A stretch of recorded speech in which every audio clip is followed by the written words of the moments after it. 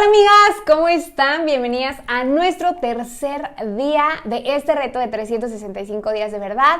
Hoy vamos a comenzar leyendo Génesis 6, terminando en Génesis 7 y bueno, ya casi se termina la semana. Quiero contarte que me hace muy feliz saber que este material está siendo de ayuda, de crecimiento para ti, que estás dedicando tiempo a poder aprender de Dios y saber cómo podemos aplicarlo en nuestra vida.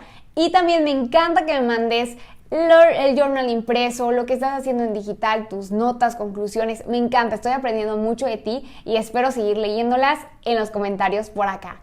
Vamos a comenzar con una pequeña oración para este tiempo. Ya sabes que a mí me gusta entrar como en este canal, en este mood, y aunque a veces es cansado grabar, grabo madrugada, grabo muy noche, es muy enriquecedor saber que Dios está haciendo algo que estoy segura va a ser un parteaguas para nosotras. Lo he estado sintiendo estos 3 días, mi mente, mi forma de pensar, el cómo me expreso, mis metas, y es muy enriquecedor y bueno, quería compartir eso contigo. Vamos a orar.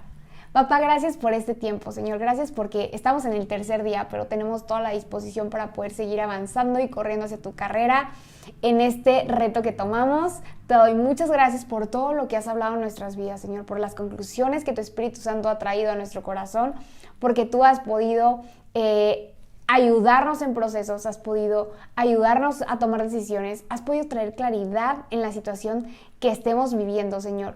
Tú has podido traer un olor fragante, una ola fresca de tu presencia en este año, Señor, y estamos expectantes por lo que harás en este tercer día, así que le pedimos a tu Espíritu Santo, habla con libertad a nuestros corazones, a nuestra mente. Te damos gracias porque a través de estas letras podemos encontrar revelación y tú hablas a nuestra mente y a nuestro corazón y a nuestro espíritu, así que sé bienvenido.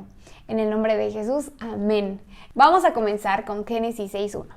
Muy bien, si tú leíste, que estoy segura que sí, Génesis 5, puedes conocer un poco acerca de la descendencia de Caín y también el estado en el que la civilización, las personas, la humanidad ya estaban viviendo. Un estado pecaminoso, donde había liberalismo, donde existía mucha distorsión del plan de Dios y de, obviamente, el diseño original. Y aquí vamos a poder ver un poquito de eso y también qué ocurrió después, que es una historia que tú conoces 100% y bueno, vamos a tomar poco tiempo porque sé que la conoces. Vamos a comenzar. Aconteció que cuando los hombres comenzaron a multiplicarse sobre la superficie de la tierra y les nacieron hijas, los hijos de Dios vieron que las hijas de los hombres eran hermosas y tomaron para sí mujeres de entre todas las que les gustaban. Aquí es muy interesante pensar en esto porque, ¿sabes? Ya existía un tipo de distorsión en el matrimonio. Obviamente, hoy en día, ¿ok? En el Nuevo Testamento y ya después de Moisés, etcétera, podemos darnos cuenta que para nada podemos casarnos con nuestro hermano o con un familiar. Eso realmente es un pecado. Pero en ese momento sí estaba permitido de cierta forma para poder fructificar, ¿ok? De Adán y Eva surgieron descendencia y esa descendencia pues se involucró con otras personas para dar frutos a otras personas y así fue creciendo la descendencia que estamos hablando en este momento. Pero había ahí un tema bastante raro, bastante turbio, que no nos puede constar que eran literalmente ángeles caídos o demonios, pero eran, digamos, hijos de hombres, mujeres que estaban viviendo no en el plan de Dios. Entonces, aquí podemos ver que ya comenzaba a haber un matrimonio mixto, un matrimonio que no era puro, que no formaba el diseño de Dios, era un matrimonio que quizá era entre hermanas, entre personas que no tenían nada que ver, y bueno, claramente podemos darnos cuenta que era un matrimonio que era impío, que no había bendición, no podría haber fruto, que diera un buen fruto porque no era algo bendecido. Entonces, en el versículo 3 dice, entonces el Señor dijo, mi espíritu no luchará para siempre con el hombre, porque ciertamente él es carne. Serán pues sus días 120 años. Aquí es muy interesante, Dios está diciéndoles que serán los días que vivan, por así decirlo, 120 años, y de la fecha en la que esto empezó a ocurrir, o Dios empezó a hablar esto, al diluvio, que es la historia que vamos a ver más adelante, literalmente ocurrieron 120 años, ¿ok? Entonces imagínate que durante 120 años la humanidad se estaba corrompiendo de un nivel que no había forma de frenarlo, era algo muy grande, muy fuerte en el aspecto de que ya lo malo era bueno, lo bueno era malo, todo se estaba haciendo un relajo y una distorsión, que es muy interesante pensar que literalmente muchas de las cosas que en ese entonces eran impías, no eran buenas, hoy en día podemos verlas y ya se están normalizando como en ese tiempo. Entonces eso también es algo que quiero poner sobre la mesa porque más adelante te voy a compartir algo. En el versículo 4 sigue diciendo, estos son los héroes de la antigüedad, hombres de renombre. Esto me llama la atención porque habla de que eran hombres que si bien hacían cosas, no fueron recordados después. Como en la genealogía de Caín podemos ver hombres como Lamec que pues eran hombres que hablaban y decían, pero no eran hombres que fueron reconocidos en la historia.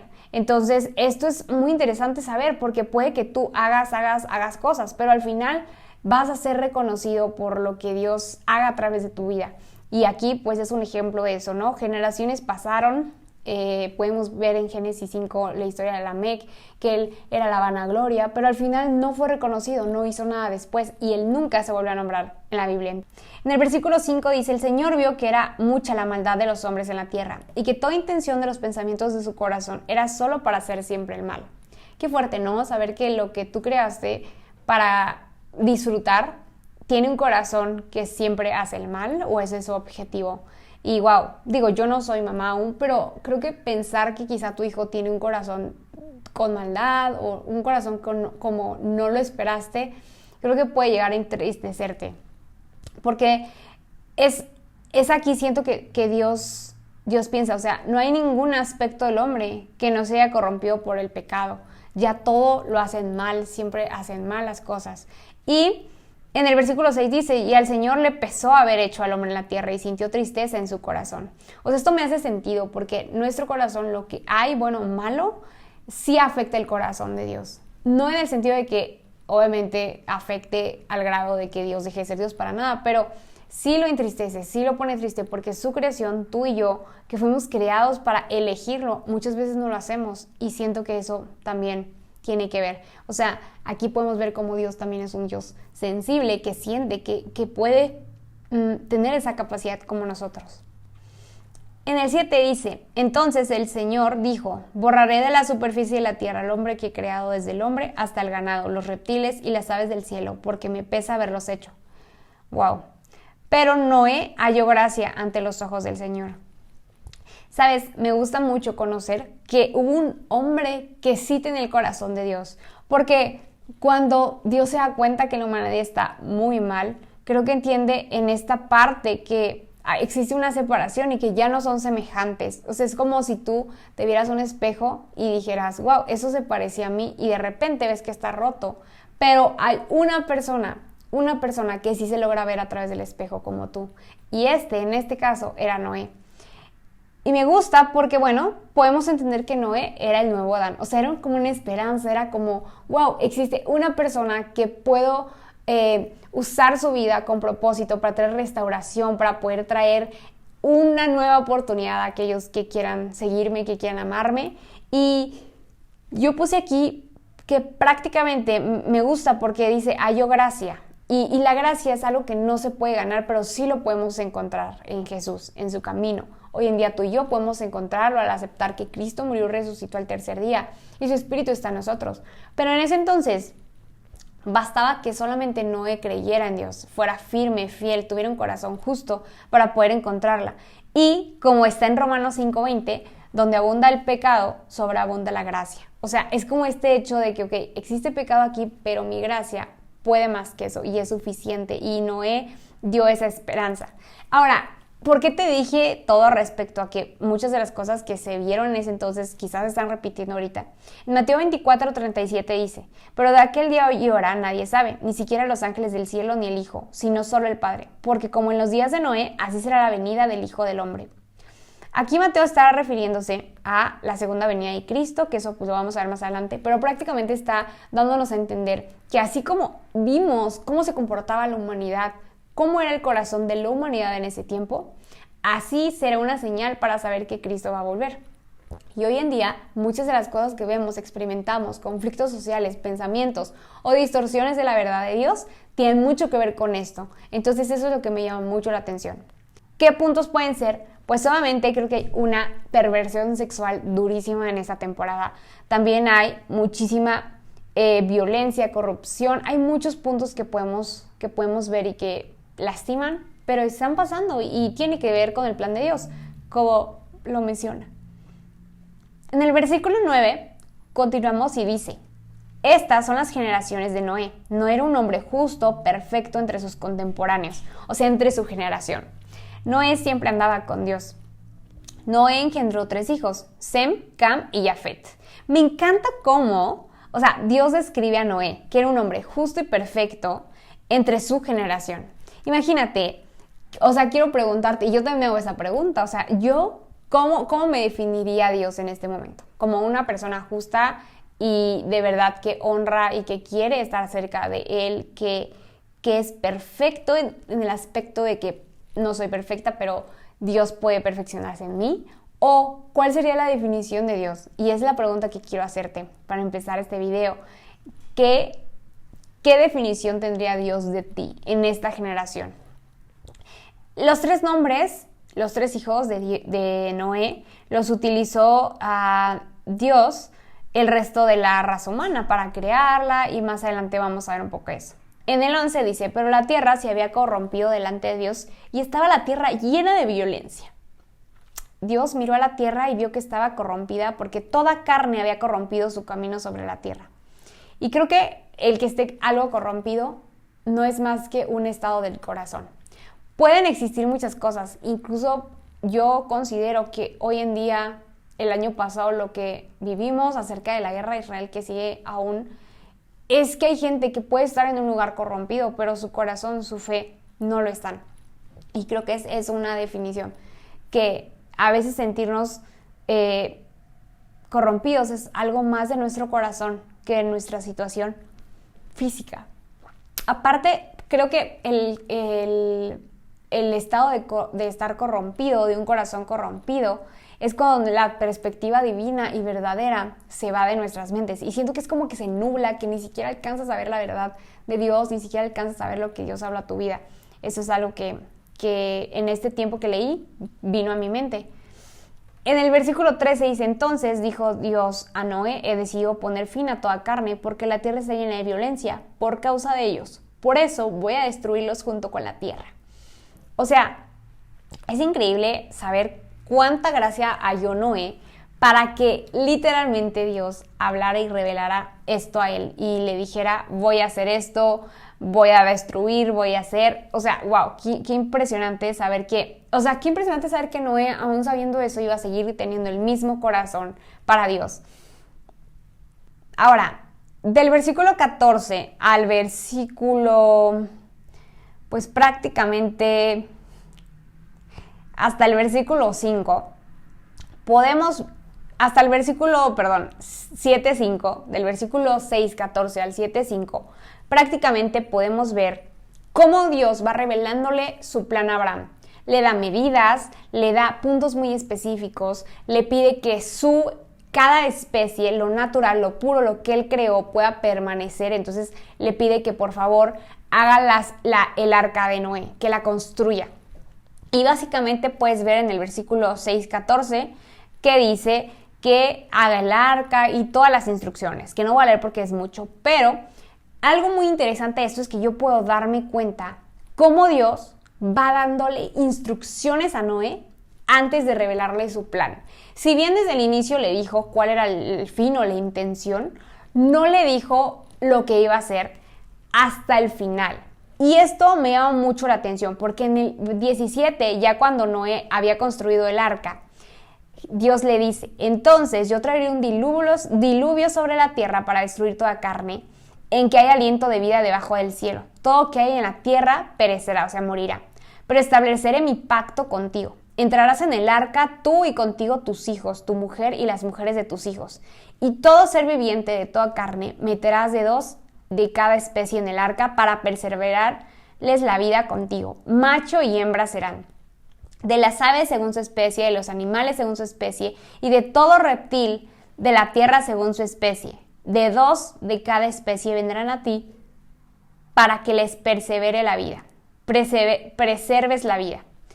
Y me encanta porque aquí, para empezar, podemos darnos cuenta que si Dios fue tan específico en sus instrucciones, primero diciendo quiénes iban a entrar, macho y hembra, las especies, muy puntual, fue porque quizá ya existían cosas distorsionadas, como los hombres con las mujeres metiéndose, teniendo ciertos frutos que no eran puros, que no eran santos, que no eran verdaderos.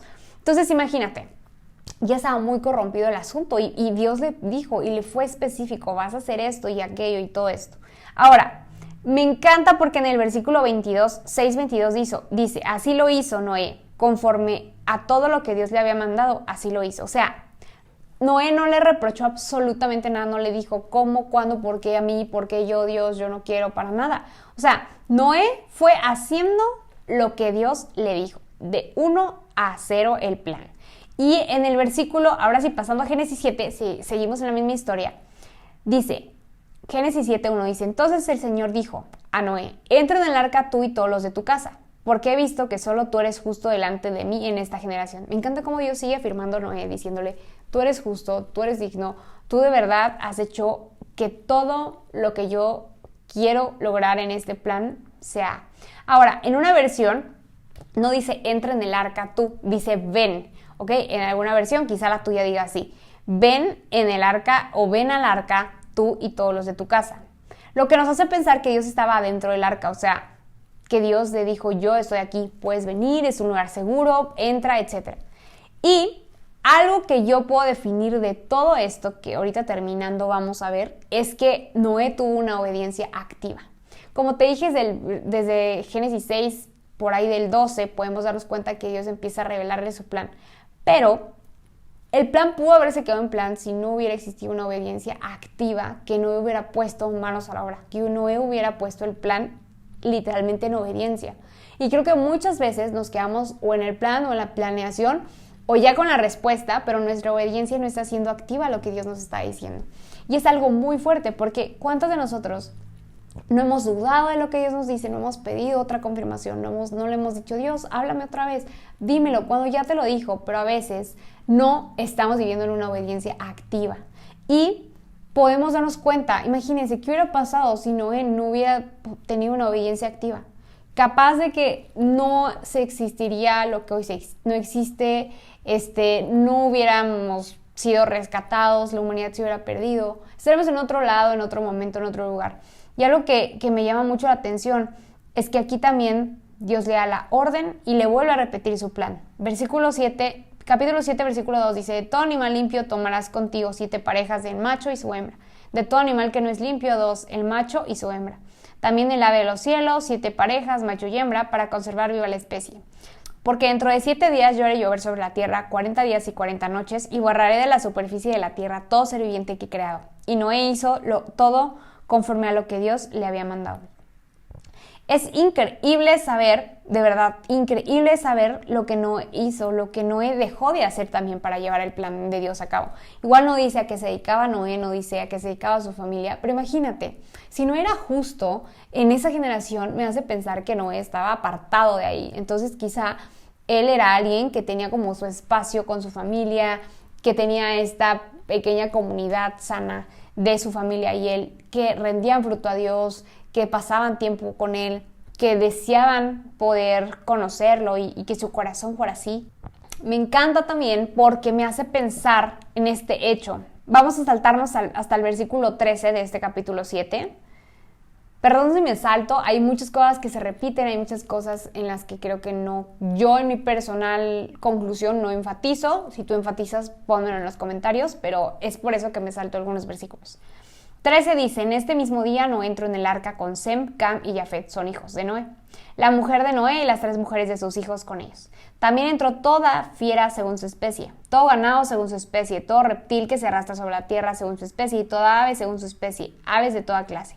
Entraron pues con Noé en el arca de dos en dos de toda carne en que había aliento de vida. O sea, imagínate, los peces no tuvieron aliento de vida, entonces no necesitaron entrar. Me puse a pensar eso, es una bobada.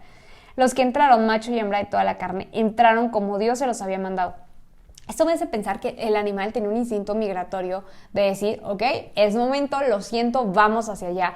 Y literal por eso todos los animales entraron solos al arca. Noé no tuvo que ir a recolectarlos, no tuvo que llamarles, ellos entraron. Después el Señor cerró la puerta detrás de Noé esto me hace pensar en algo muy interesante, ¿sabes? Es el hecho de que a veces nosotros queremos salvar a otras personas. Noé pudo ir por sus amigos y decirles, hey, oigan, métanse en la arca porque van a morir. Y de hecho pasó que muchos se burlaron de él. Pero, ¿qué pasa aquí? Que el único que puede salvarnos es Jesús, es Dios, literal. Noé no salvó a nadie, fue Dios. Y en Apocalipsis 3:7 puedes leer un versículo respecto a eso, que habla acerca de la puerta que está abierta y luego se cerrará. Y mucha gente quizá no va a creer lo que tú piensas de Dios, pero tú no puedes salvarlas, tú no puedes ser Jesús para ellos. Solamente Jesús y Dios pueden traerlos a su vida y conocerlos. Y Dios tiene un plan, nunca llega tarde, nunca falla, nunca se cansa, siempre está ahí y estará. Y esta historia me hace pensar en que, ok, quizá no tengo una fe activa, quizá no tengo una obediencia activa, pero quiero que sepas que aunque no la tengas, aunque no te sientas así, Dios está ahí. Dios no falla, Dios ve tu corazón, Dios quiere tu corazón, Dios quiere decir, por una persona, o sea, por ti, yo estoy salvando a la humanidad. Por una persona mandé a mi único hijo a dar su vida en la cruz. Por una persona yo voy a volver. Y yo no sé tú, pero a mí me encantaría poder ser esa persona por la que Jesús decide volver. Y esta historia increíble que todos conocemos, más adelante vamos a ver en qué concluye, pero todos conocemos, creo que es muy esperanzadora de saber que sí, existe corrupción, existe corrompimiento en nuestra sociedad, existen formas en las que el humano ya no sabe qué inventar y distorsiona la verdad. Existen esas cosas, pero también existen justos, hombres y mujeres de Dios, hombres y mujeres que creen en su verdad, que la abrazan, la comparten, la quieren y la comparten de generación en generación también. Y son pioneras en eso. Y eso es lo que quiero que podamos concluir el día de hoy. En mi caso es lo que concluí, pero por favor, déjame en los comentarios tus conclusiones. Me encanta leerlas, me encanta comentarlas también y también aprendo mucho. Así que por favor te invito a que las dejes por ahí. Y nos vemos en nuestro día número 4. Ya estamos a punto de que termine la semana. Quiero decirte que he estado pensando mucho que los fines de semana no vamos a estar subiendo video porque sé que muchos por acá tienen actividades en la iglesia y no me gustaría que se sintieran como, híjole, no cumplí con esto y estoy haciendo esto. No, me gustaría que pudieran dedicar su tiempo a eso. Si quieren ustedes seguir adelante con los días, no hay ningún problema, pero yo solamente voy a estar subiendo video de lunes a viernes, obviamente retomando los lunes en el día que sigue, así que sí, quizá nos pasaremos del año, no hay problema. La idea y el objetivo es que podamos estar juntas leyendo la Biblia, juntas motivándonos, equipándonos y siguiendo avanzando en esto que a veces es difícil, pero esa carrera de la fe y juntas podemos caminar con libertad, con amor y pues darle con todo.